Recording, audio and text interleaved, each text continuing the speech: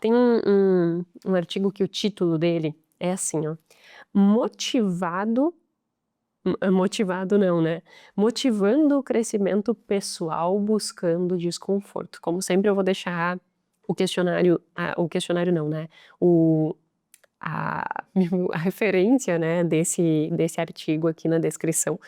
E esse artigo, Motivando o Crescimento Pessoal Buscando Desconforto, ele trabalha com 5 experimentos testando se, colocar as pessoas numa situação de desconforto, isso geraria um senso de maior motivação e disponibilidade, né, e percepção de crescimento.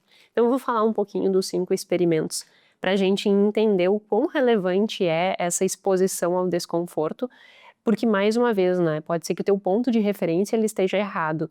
Então tu tem que ir te testando, sabe? É como se tu fosse, tá, eu subi um degrau, agora eu vou para o próximo, e aí tu vai te testando, e aí nesse te testar, tu consegue chegar a lugares interessantes e consegue te motivar na direção do teu crescimento. Entendendo, né, uma frase que eu já falei inúmeras vezes aqui, que é para nós normalizarmos o desconforto. Você não precisa se acostumar, por exemplo, ou saber lidar com o desconforto, você precisa normalizar o desconforto. O que que isso significa e qual é a diferença? Diferença é que tu não vai tentar: "Ai, agora eu preciso lidar com esse desconforto". Não, eu preciso olhar para esse desconforto e dizer: "Esse é o natural da vida, bora lá".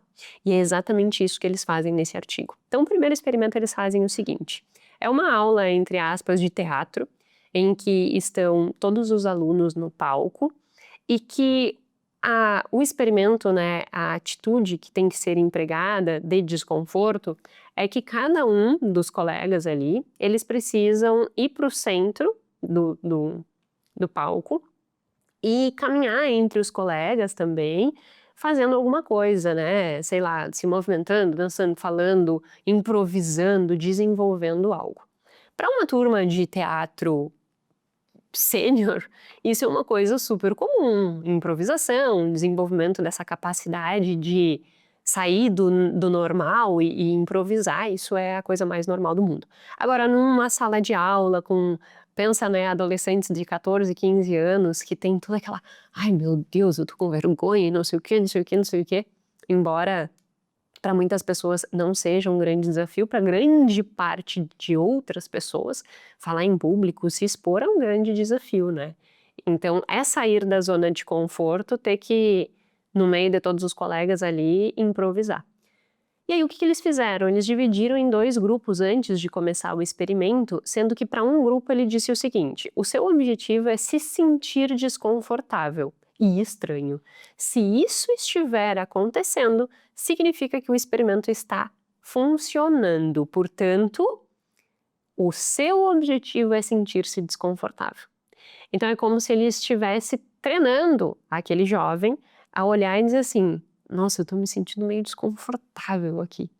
Tá, mas espera aí, o professor me disse que se eu estivesse me sentindo desconfortável estava certo, então eu vou seguir". Para um outro grupo, eles não disseram nada, só disseram assim: "Ah, tu tem que improvisar. Tu vai ser escolhido em dado momento entre os participantes ali, e tu precisa se improvisar alguma coisa, caminhar, falar, dançar, sei lá o quê, né, teatro". Tá. Qual foi a dife e aí eles avaliavam o seguinte, né, antes de eu dizer a diferença, eles avaliavam o tempo que a pessoa ficava improvisando, porque a pessoa poderia passar a bola para o outro coleguinha na hora que ela quisesse.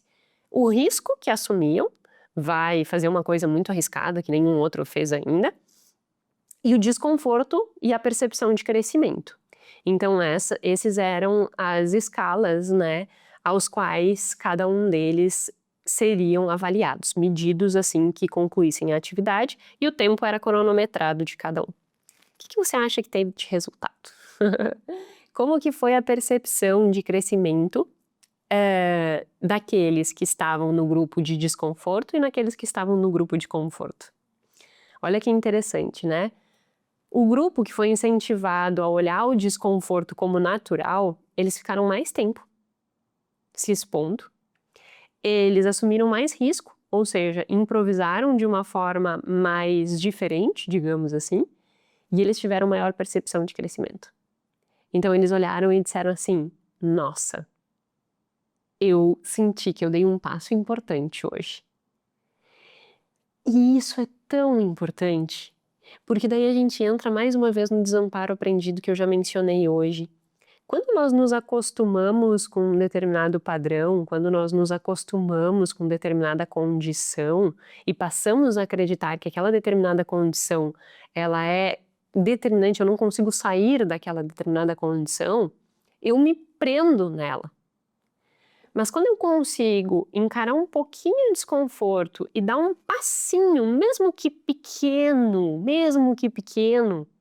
aquilo ali dá uma sensação de autoeficácia, de tu olhar e dizer assim: poxa, no caso desses alunos, né, eu nunca tinha conseguido falar em público e eu consegui improvisar diante dos meus colegas. Eu avancei muito hoje. Essa sensação de eu avancei muito hoje é muito motivador. A pior coisa que uma pessoa pode fazer por si mesma é a estagnação. A gente acha que a felicidade está na estagnação. E pelo contrário, é só tu pensar as pessoas que não têm e não atribuem um significado ou que não estão envolvidas num projeto. Quando eu digo envolvida num projeto tu no teu trabalho, tu tem que estar envolvida com algum projeto. Em que sentido? Tu tem que estar pensando em algo, construindo algo, envolvido com algo, não necessariamente na criação, mas na execução de algo que tu olhe e te brilhe o olho, que tu queira fazer aquilo e que tu esteja pensando como melhorar.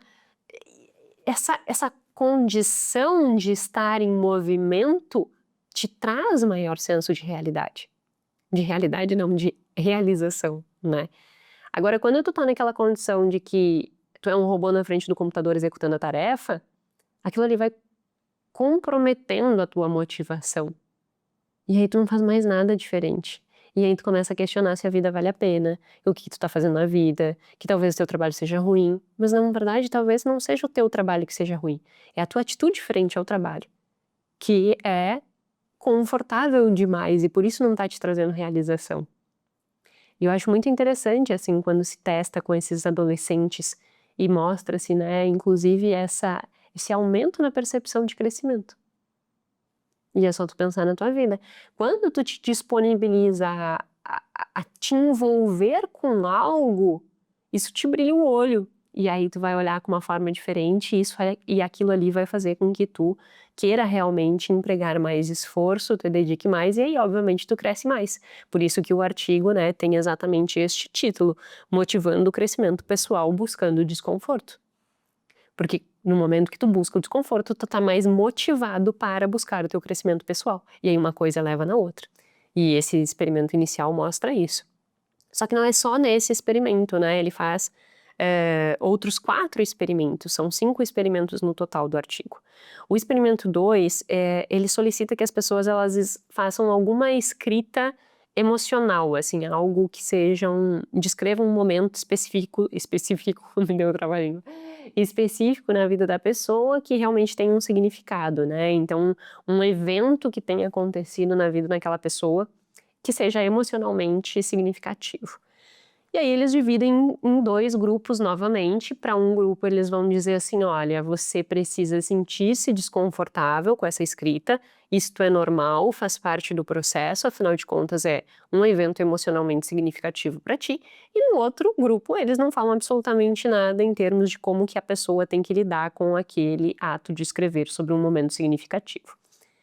E aí eles avaliam, né, a percepção de crescimento emocional e o interesse da pessoa de fazer o exercício novamente. Porque quem tiver interesse de fazer o exercício novamente, significa que está motivado. Eu só quero fazer algo quando eu tenho motivação, né? Quando eu tenho aquele querer.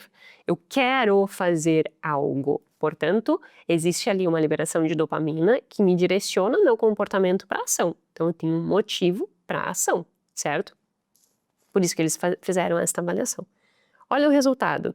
As pessoas que foram submetidas, então, a este grupo que eram incentivados a sentir-se desconfortáveis, eles tiveram maior percepção de crescimento e maior motivação para refazer a tarefa, para repetir a tarefa. Concretizando o que o artigo tinha sinalizado no título dele.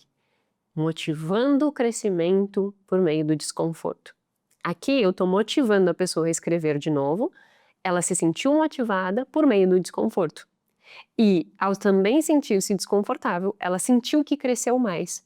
Porque é óbvio, né, pensa assim, ó, para você e escreva sobre algo que foi muito emocionalmente significativo para ti, ou sobre um momento que tu está vivendo, caso seja um momento de fortes impactos emocionais, digamos assim.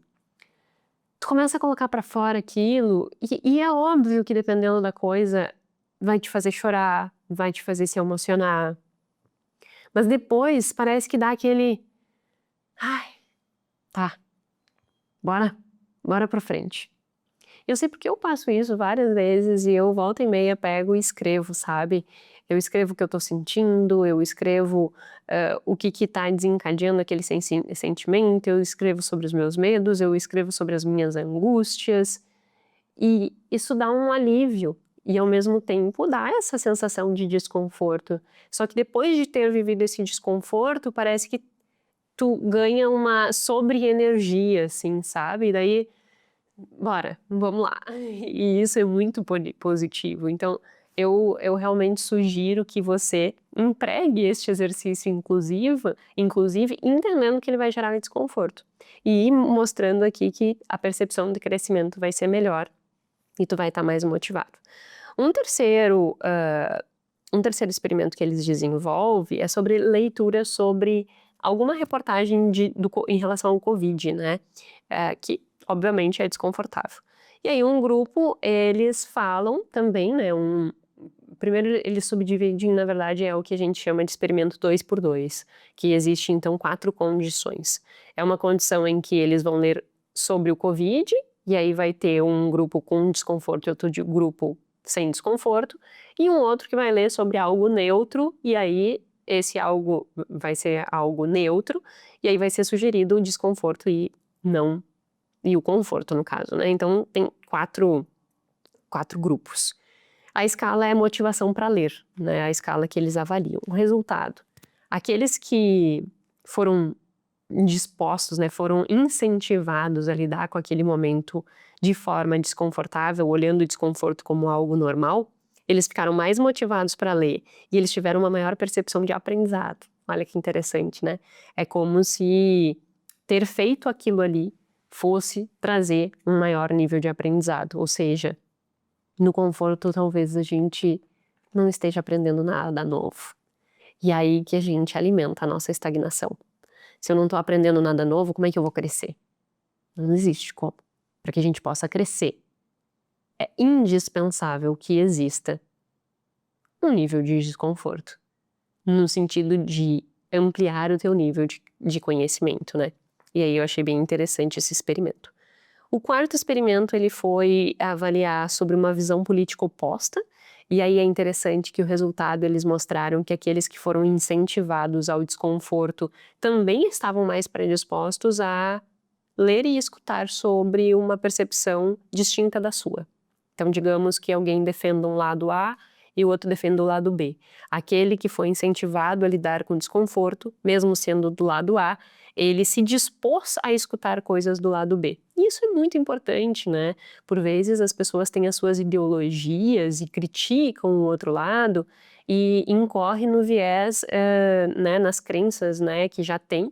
E aí tem aquele viés que é eu acreditar que aquilo que eu tentar, né, subvalorizar o que não está diretamente relacionado com a minha crença. Então eu vou só dar valor ao que eu acredito e eu vou desconsiderar aquilo que não tem a ver com aquilo que eu acredito, que é o viés da confirmação, o nome desse viés.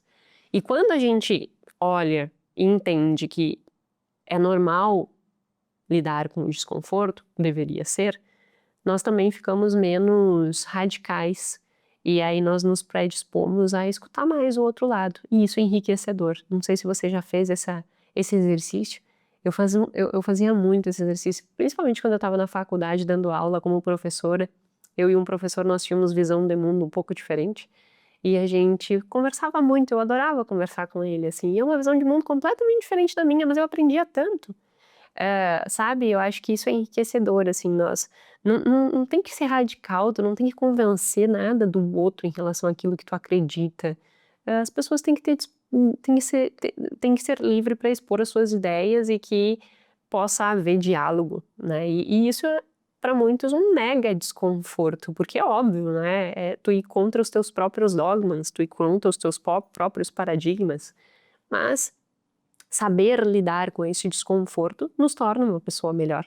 E aí o resultado apontou que essas pessoas, então elas, teriam, né, ao entender que esse desconforto era natural, elas teriam essa predisposição a escutar um pouco mais da opinião alheia. E por fim, mas não menos importante, eles testaram uma leitura sobre um texto de violência, né, e eles também entenderam que, mesmo nesse contexto, as pessoas que foram, entre aspas, treinadas ou direcionadas para normalizar o desconforto, elas tiveram uma maior percepção de aprendizado. Então, a mesma coisa que o outro grupo quando estava lendo do Covid. Achei bem interessante também essa construção toda.